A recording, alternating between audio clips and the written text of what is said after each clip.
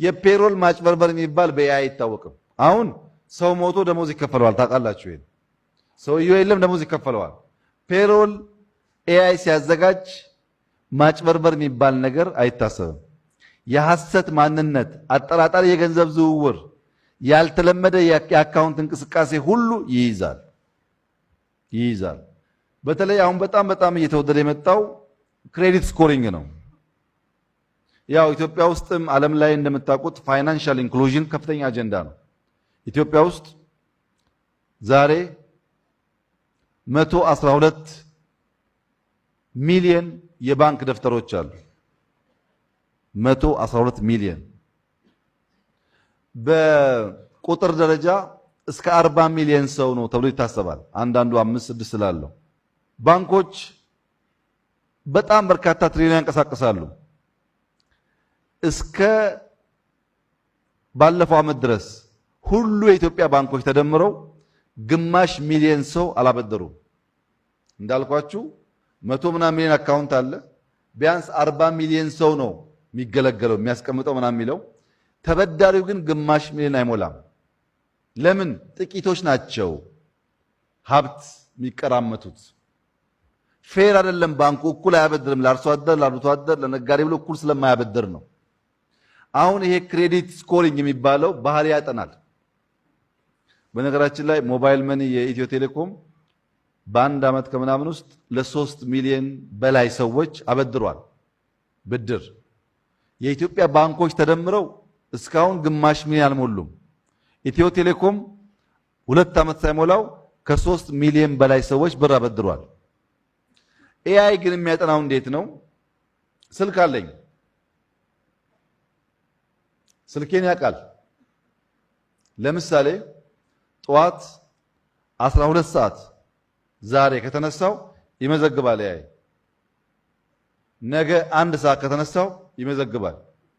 ከነገ ወዲያ 3 ሰዓት ከተነሳው ይመዘግባል። ይሄ ሰውዬ ምንም ስርዓት የለውም፣ አንድ ቀን እንደዚህ አንድ ቀን እንደዚህ የሚነሳው ይላል። ዩቲዩብ ምከፍተውን ያያል። ሁሌ ዘፈን ሁሌ ምናምን ከሆነ ትምህርት ማልማር ከሆነ በቃ የዘፋኝነት ዝንባሌ እንዳለኝ ይገባዋል። ባትሪ ቻርጅ ባትሪ እያለቀ አንድ ቀን 10% ሲደርስ ቻርጅ አረኩት፣ አንድ ቀን 5% ሲደርስ ቻርጅ አረኩት፣ አንድ ቀን ደግሞ ጠፍቶብኝ 1 ሰዓት 2 ሰዓት አላወቅኩም። ይሄ ሰውዬ ባትሪው እንኳን ፎሎ አያደርግም፣ ኢሪስፖንሲብል ነው ይላል። ሰዎች ቴክስት ያደርጉልኛል፣ ቴክስት አልመልስም፣ ይደወልልኛል፣ አልመልስም። ያን ትሬንድ ያጠናል። ይሄን ባህሪ አይቶ ይሄ ሰውዬ ባበድረው ይመልሳል አይመልስም ብሎ ይወስናል። ለአንተ ቀላል ነገር ነው ይመስል የምትውልበትን ዩቲዩብ ያይና አይ ይሄ አክቲቪስት አይሆንም ይላል።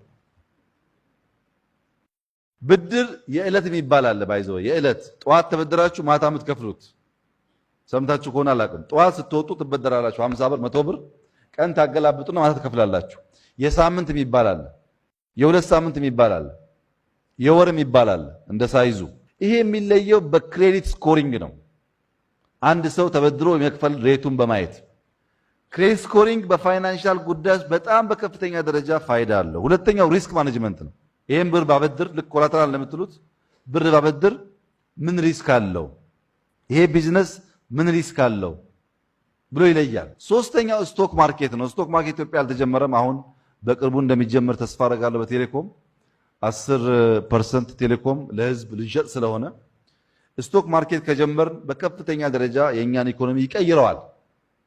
ምን ማለት ነው? አረብ ሀገር ያሉ ሴቶች ብራቸውን እዛም የሚያስቀምጡ ኢንቨስት ያደርጋሉ ማለት ነው። ንግድ ባንክ ውስጥ፣ ባቡር ውስጥ፣ ቴሌኮሙኒኬሽን ውስጥ፣ ሌላ ኩባንያ ውስጥ አብዛኛው ሀብት እናንተ ባትሰሩም ስራ ላይ ይሆናል። ለምሳሌ መንግስት ሰራተኛ ስቶክ ይገዛል። ሰራተኛም ነው ቢዝነስም ይሰራል ማለት ነው። ንግድ ፍቃድ የለውም፣ ባለ ኩባንያ ውስጥ ቢዝነስ ይሰራል። ለእንደሱ አይነት ሪስክ አሁን ሀብታሞቹ በኤአይ ነው የሚወስኑት። ሼር ሲገዙ በኤአይ ጥናት መሰረት እድገት ያዩና ከፍተኛ ሀብት ኢንቨስት ያደርጋሉ። በጣም የሚጠቀሙ ሰዎችም አሉ። አንታይ ፍራውድ፣ በተለይ ኦዲቲንግ። ኦዲተር ማለት ነው ኮንትራቱ ስንት ሰው ተጫረተ፣ ስንት አቀረቡ፣ ቴክኒካል ኢቫሉዌሽን፣ ፋይናንሻል ኢቫሉዌሽን ማለት አይደለም የሚታየው። ኤአይ በሰከንድ ነው አናላይዝ የሚያደርገው፣ ወይም በሰከንድ ሰው 2 ወር 3 ወር ወረቀት የሚያገላብጠውን ሁሉም ዳታ ስላለው ጭንቅላት ውስጥ በሰከንድ አገላብጦ በሬት ያስቀምጥልሃል። እንደ ኦዲተር ሰዋዊ ምናምን የለውም። በከፍተኛ ደረጃ የሀብት ምዝበራን ይታደጋል። በከፍተኛ ደረጃ ሀብት እንዳይጠፋ ያግዛል። ከዚህ በላይ በፋይናንሻል ሴክተር በጣም ብዙ ጥቅም አለው። ግን እዚህ ያለው ሰው የፋይናንስ ብቻ አይደለም። የፋይናንሶች ኤአይ ከእናንተ ጋር ያለውን ስራ በቁንጽ ካወቃችሁ በኋላ ፈርዘር አንብባችሁ ጠይቃችሁ መጠቀም መቻል ካልቻል ኮምፒት የሚያደርግ የፋይናንስ ተቋም ልንፈጥር አንችልም።